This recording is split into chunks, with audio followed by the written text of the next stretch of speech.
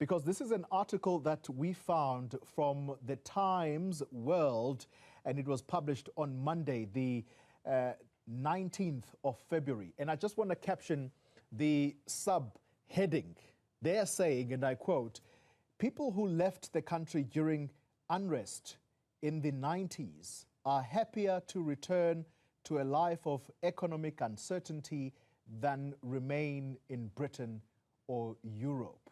Talk to us about how many clients do you have in your books that want to return to South Africa despite what I've just listed? Because the number of clients to quantify is obviously on a daily basis quite difficult. But what the trends that we were feeling towards the end of last year, more particularly 2023, was an uplift in people asking us for properties, looking to rent or buy South African properties. And obviously, you pick up where they're coming from.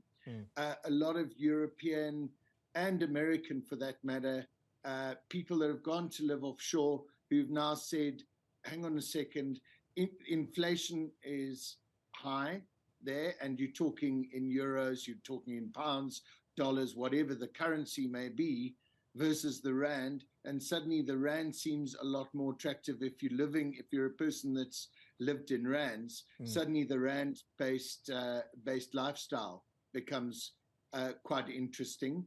And what we found is a lot of the people that left the country in the 90s, even as recently as 2021, 22, during lockdown, left the country, went offshore to realize for socio-economic factors that the socio factors, family, belonging, all those kind of factors suddenly matter. And the economic factors are, I mean, if you went to live in the UK, you're a South African, you happen to have mortgaged your property, it was 0.1% when you mortgaged the property. Interest rates are now at 5.25%. So that speaks for itself. In the UK, the cost of living has gone through the roof.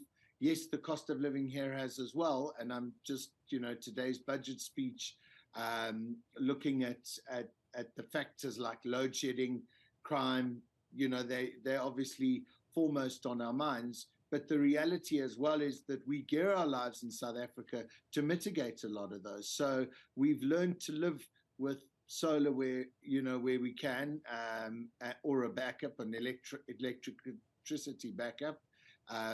So we've gone a lot of the time off the grid. So what we're finding is more and more we manage those factors. We've upgraded security. You've got security estates. So suddenly the issues that were prevalent in the 90s are prevalent now are being addressed.